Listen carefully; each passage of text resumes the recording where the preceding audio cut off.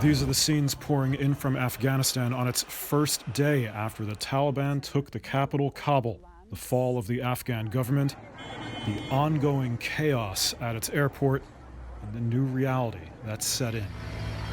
There's a constant stream of helicopters over the city, and at the airport, at least 5 people have been killed in the turmoil.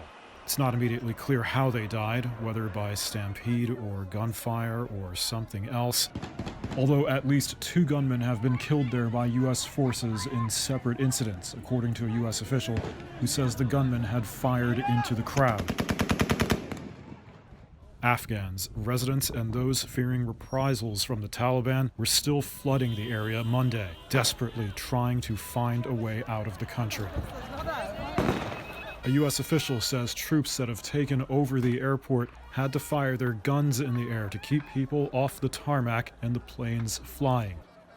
The U.S. says it's trying to get tens of thousands of at-risk Afghans who worked for the government out. The U.S. alone is expanding its troop presence here to over 6,000 soldiers to secure the evacuations. Allies, including the UK and Australia, are following suit.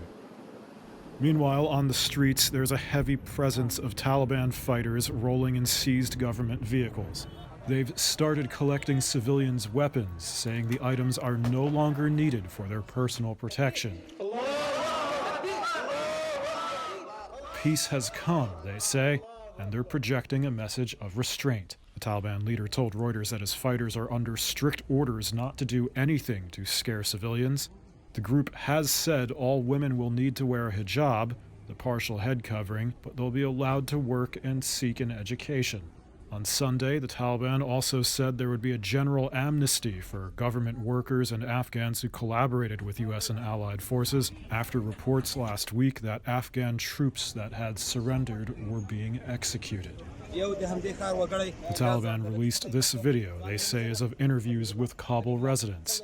This man is saying everything is good. Still, a government worker told Reuters that he was hiding in his friend's house and that he feared a return to the policies the Taliban had when they last held power 20 years ago. He told us his family is making sure they have enough burqas to cover his wife and daughters from head to toe.